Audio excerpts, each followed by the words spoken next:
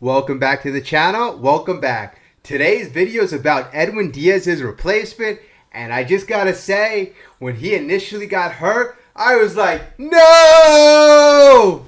But you know what? I got a good replacement for him. Actually, the perfect and the only replacement for Edwin Diaz.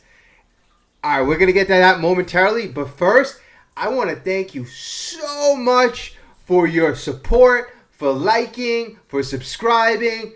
Keep it up. Please keep it up.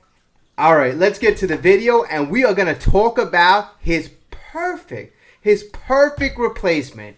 And I can't believe I haven't thought of this earlier, but to be honest, I recently saw an article and I was like, wow, that makes all the sense in the world. And we are talking about Alexis Diaz. And if you're saying, hey, it sounds like he had the same last name, it's because it's Edwin Diaz's brother. So I am talking about Edwin Diaz's brother, Alexis Diaz. He is from the Cincinnati Reds. Last year, well, first off, he is going to be 26 years old. He's 6'2", 225 pounds. Last year in 2022, he had a 7-3 win-loss record, a 1.84 earned run average in 59 games. Last year also, very significantly, I want to mention this, his whip was .958. His strikeout ratio was 11.7. So the guy was phenomenal striking guys out, phenomenal whip, phenomenal earned run average, and he was only in his first year. He came in fifth in Rookie of the Year. So the guy was almost lights out in his first full season. Now, the Mets actually tried to go after him last year. I'm going to tell you momentarily why that did not work out. In fact, I'm going to go over a package that the Reds would be looking for Edwin Diaz. Okay, I'm sorry, Alexis Diaz. Getting too excited. All right, I'm going to go over some Baseball Savant numbers from Alexis Diaz last year, and I'm going to tell you how dominant this guy truly was. He's actually a 3-pitch pitcher.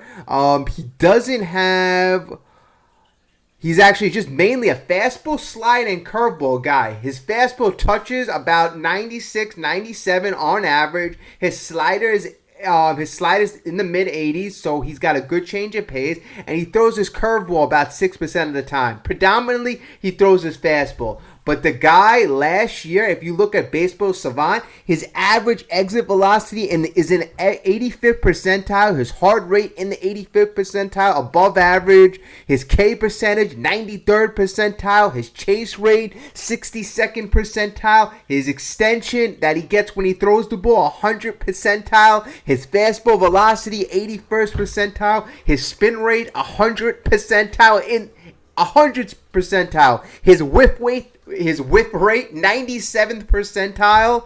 I mean, this guy, if you look at Baseball Savant, every single category is above average. So I was listening to a Pete Alonso interview, and he was concerned about losing Edwin. He said, you know what? Not only is the guy phenomenal on the field, he's phenomenal off the field and on the field. So if you want the perfect replacement, you get his brother. Because that is going to lift the team on the field, off the field. It's also going to lift the fan base. It is going to be the perfect replacement. Cannot say that enough. There cannot be a more perfect replacement than Edwin Diaz's little brother. Plain and simple. Now the important part. What will it take for the Mets to acquire Alexis Diaz from the Cincinnati Reds? And let's check that out. Like I mentioned, they tried to do it last year, but it didn't work out because he is a very talented player, and the Reds were looking for a lot. So I'm looking at an article by our friend Pat Ragazzo, and it sounds like the Mets, he basically says the Mets are looking to go internally, meaning that they're going to go with David Robinson instead of pursuing other options. But if they were to go for Alexis Diaz, it sounds like a package would revolve around a guy like Kevin Parada or Alex Ramirez. It seems like those two guys would be a centerpiece, so it would be like a Kevin Parada plus. So, I mean, that's what it sounds like it would take. Kevin Parada and Alex Ramirez plus other guys. Not as high as those guys' level, but it seems like they would have to give up a prospect of that upper echelon. So, is it worth it? Is it worth it? Now, I gotta say, you gotta consider a lot of factors. The team age, the pitchers, you have guys in 2-year contracts, and Max Scherzer could be his last year. You have a bunch of pitchers going to be free agents next year. You got guys getting older. Starling Marte's getting up there. Of course, you got the pitchers getting up there. So the time to win is now. They gave Edwin Diaz a $100 million contract for a reason. They gave him that much money because they knew how important it was to get a lights-out closer. Bottom line. All right? So they know how important it is to have a guy at the end of the bullpen where you can bring in the 7th inning when you have the top of the lineup coming up. Bryce Harper, all the guys on the Phillies team, on the Braves team, they have a bunch of great hitters up and down the lineup. So if you have the meat of the order coming up in the 7th or 8th inning and you could bring in a lights-out pitcher, you have the option to do it with Alex Ramirez. Not Alex Ramirez, Alex Diaz. What am I saying? But you know what I mean. To have that big arm in the end of the rotation, the end of the bullpen is so valuable. So valuable. Last year, we were so dominant because we had that weapon. You know, I still remember Diaz striking out Judge, and it was just such a good feeling knowing we have that type of weapon in the bullpen. And I mean, weighing that and feeling how it is without that, I say we got to get it. We got to get it. If it's worth giving up a Kevin Parada, you know what? I would think about it. The only way I wouldn't do it is if Shohei Ohtani, if we're going to hey, you know what? If you want to put a package around Parada, if you know the Angels want Kevin Parada, no. Then you keep Kevin Parada. But if you know if you have intel saying that they're not interested or they don't want a package built around him, then that's fine. But that's the only way I would not want to give up prospects. Other than that, you got to go for it. You got to go for it because this team right now is built to win.